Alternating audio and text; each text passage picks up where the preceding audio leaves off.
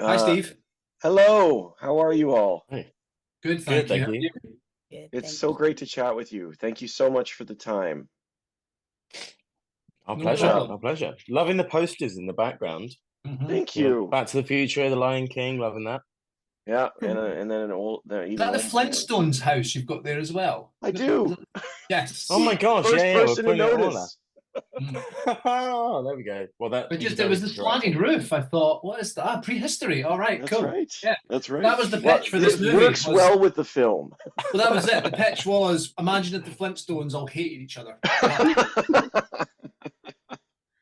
Honestly, I love the film. It is so much fun.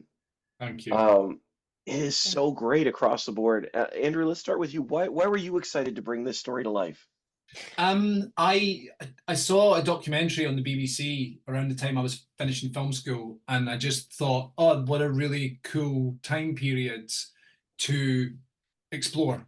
And I didn't have an idea. It was just it felt underrepresented in cinema, for good reason actually, because it's really hard. But yeah, so that was the kernel of the idea, and then I read a book called The Inheritors by William Golding. It was his follow-up to Lord of the Flies, and that, without spoiling it, takes place in a similar time period, and really made me think about us as a species and what we're capable of, and what we do to each other when we find things to hate about each other and things we don't understand. Then I met Oliver Castman, the producer. He'd been toying with the idea of a prehistoric horror movie, and that's when I realized, oh wow, that time period with the trappings of the horror genre, now I'm excited. So that was then the beginning of the journey, and then Ruth Greenberg, the writer, came on that crazy journey with us, and yeah, now we're here. Honestly, I love the take on it. You're right. It is an underrepresented era because it's very difficult to do, of course. Like that would make a lot of sense. Now, am I correct? Am I in the understanding that this is an entirely new language that was created for the film? Is that true? Correct. What was that Yes. like for the Yeah. three of you to bring that up? What was like, how did um, Over to you guys. I, uh, I mean, Safi, tell me if I'm wrong, but I remember having, because this is just to date this experience for all of us. This is one of the only things that was really shooting in 2020.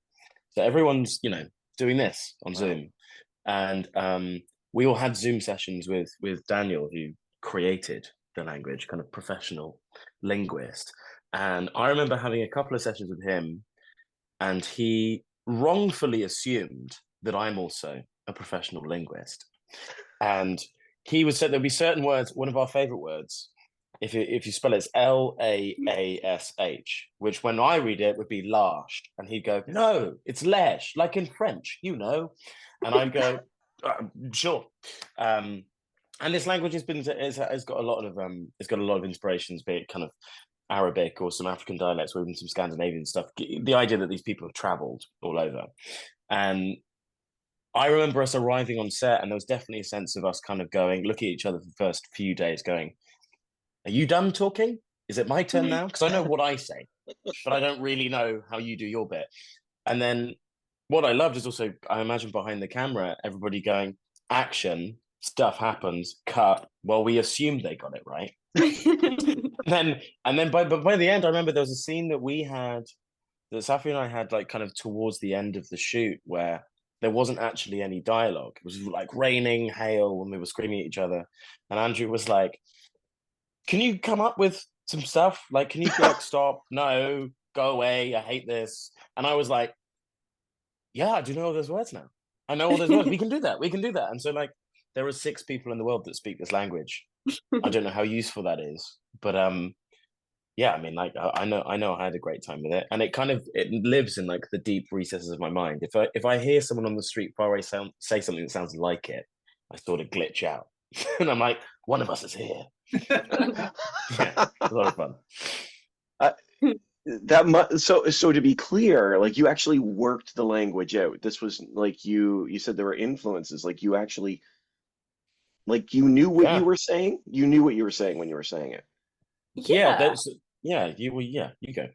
No, I mean, well, yeah, like Daniel developed sort of like a lexicon, right? He had this list of the words and next to them what we meant. And in his meetings with us, he'd sort of go through the sentences and directly translate each word. So a sentence might be like, I don't know, it's over there, but then actually the way that he'd written it would be there, it's over. And so you'd know what he was saying. And I guess, yeah, with like the improvising towards the end, we kind of got used to using it a little bit. But it's a real language, you know. Daniel was really good at his job. We also did make some changes here and there, because there were some times where if we were saying, you know, please God, no, oh God, please stop, the sentence might have been 4 times that length. Yeah. And as we're running at full pelt through the woods and the camera operator is chasing us, I think Andrew rightfully so was like, I think you can make that shorter. We're not going to worry if you got the 4th word wrong, given that you are running at full tilt. But there were all sorts of ways. I think we also helped out each other a lot, because also the cast, we're kind of from all over. There's people from the UK, there's people from Switzerland and Germany and so on. And so also we all have different accents in English, let alone us having accents within this brand new language. So like we're all kind of going, if you're going to say that way, I haven't said that word yet, but I know I'm going to do that in 2 days. So I'm going to copy you. And so, yeah, we're kind of feeding off each other a bit. That's actually interesting, even in the context of the film, because you've got these people from different worlds in real time trying to understand each other. I think is interesting. Without, I don't want to say too much by any stretch, but that's interesting you say that. I'm not gonna lie. There would be part of me, like I could tell, like it felt like the language was great, but there would, if I were on set, there would have been a part of me that would have slipped into like the Sims language. I don't know. That must have happened No. at least a couple of times. I think Chuku was an offender. I think he would sometimes just riff. Yeah, and just he really would. I think it was like Tola Jazz, where he would just freestyle a little bit and just hope he get away with it. And I was, there were so many. I'm just watching the intent of it. I don't have the script in front of me checking and ticking things off. I'm just watching it and saying, do I believe it?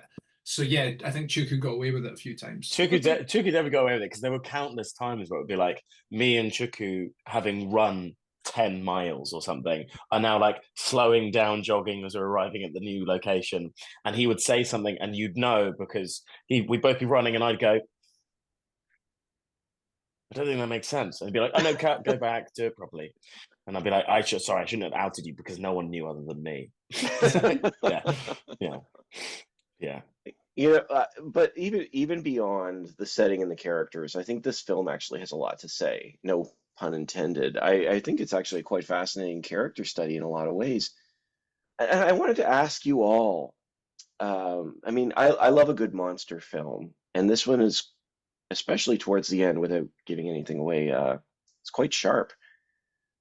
At what point do you think we become the monsters? Because I know for Safia, for Bea, she's walking a very fine line.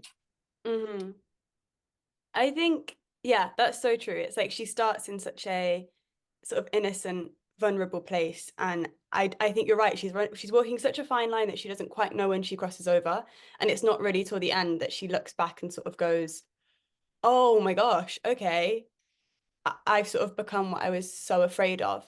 And I think it's just, yeah, it is a really fine line, but also every decision that she makes, she feels is the right thing to do. And I wouldn't say that there's a particular point where you go, I don't know why she did that. Or, I mean, me personally, I have to be on her side. But like, I mean, there's probably some points where people would go, why did she do that? But like, I was never like, I don't know why she did that. I always understood why, because she was just trying to survive. But yeah, it was an immense character study. I mean, Ruth wrote Bea beautifully. I love Bea's arc. I think it's so amazing. And it's interesting you say that, because yes, I mean, this is a survival film, but because of the time frame, like this, I think it's 45,000 years ago it's set.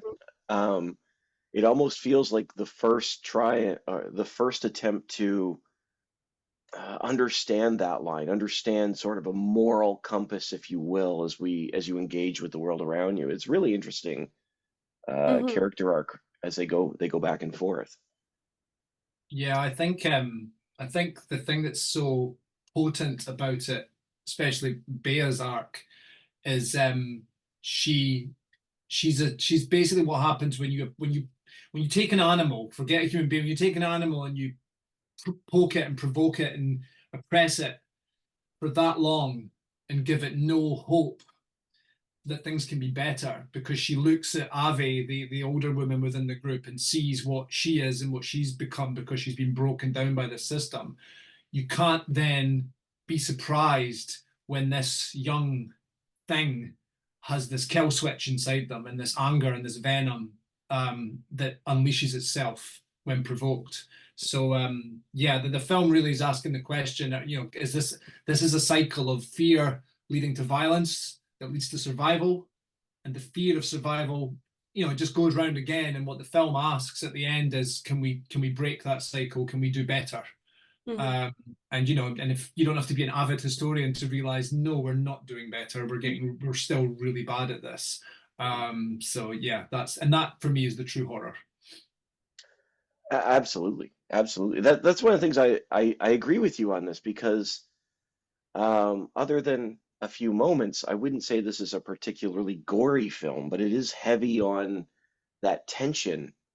The tension between light and dark is so prevalent in this, and stay close to the light, but you venture out into the dark, is so visual. What is it to you all actually, that makes the dark such a terrifying place? Why does it push us beyond our limits? Mhm. I think In life, or literally when we were in the dark on set? You answer it however you want. Go ahead, Kit. No, Saf, no, Safia, go ahead.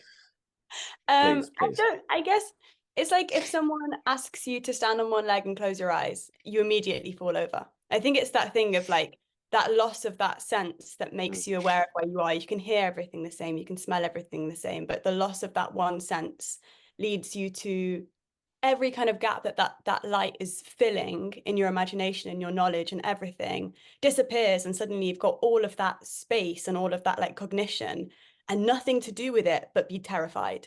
So I feel like it's just that loss of a sense, that loss of like control and autonomy and knowing, that makes the dark so scary. Well, like Kit brought it up, in filming in that, like, what was like, making an assumption here. It looked too dark to be day for night shooting. I don't know, like, was this shot in the dark as it appeared? And Yeah, we originally tested the idea of doing day for night shooting because I really wanted to try and explore what would happen when these characters, when their eyes adjusted to the dark, but it just didn't look good enough. It just wasn't scary enough. So yeah, we did shoot night for night. Yeah, it was really intense. I remember there was this one day in particular when it's a scene where Chiku runs out of the camp with a flaming torch, and I chase him. Yeah. Mhm. It was a clip that I think was the first thing that was released, actually. But when we were shooting it, we were kind of up on this hill. It was like a mudslide in the dark going down. The main light source was the moon. And then we kind of had the fire that was the campfire. And Chiku takes the torch and he runs down the hill. And I remember running and going where the light used to be. So I was always like kind of trying to remember where he was and turn corners and not be able to see anything. And I remember our DOP and our grip shouting like, "Kit, we can't see you!" And I was like, "Well, I can't see, beep." And like we were really just kind of giving it a go until we kind of worked out how to best solve all of those problems. But like, Yeah. I think there were times, because also even when we were shooting in the woods, was kind of very, very different from shooting out on the tundra or on the beaches or on the mountains, because shooting in the woods, like we'd be like, okay, we've got to wrap by like 2 or 3 because it's winter, so it gets dark at 5, but it gets darker in the woods quicker, and even more so through a camera lens. So there'd be times when we were shooting and it was like, well, that's lunch and also nightfall. And we'd be like, how does that make sense? But I think it kind of really, it made it so much easier, I think, for us in terms of immersion. Because sure. when you are isolated, and we were already as a crew really kind of isolated because of COVID, but also geographically, we were like, oh, well, that just means we're all in this together. And then kind of like, it meant that we all just had to band together, even though we also wanted to.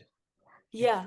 And then being scared as well. I don't know what you, Kit, but like when you're with the whole crew and everyone's like, la ha ha ha ha, it's like really fun. And then, but being in the forest and it being so dark, it was so easy to walk like 10 seconds away from where everybody was and immediately be in the middle of a forest on your own in the dark. And that was so good. Yeah. Out of all the takes and just being like having that was really helpful character-wise, I think. If you ever heard a think, scream in the dark that wasn't us, worry. But I think that goes back to your question as well about why is the dark so potent? It's because it's inherent and it's been with us since the days of just having a fire, and that the light, when the fire dies or when you step beyond that firelight, there could be anything, or there could be nothing. And actually, what's scarier? These ancient people thought that maybe they turn a corner and the world just ends.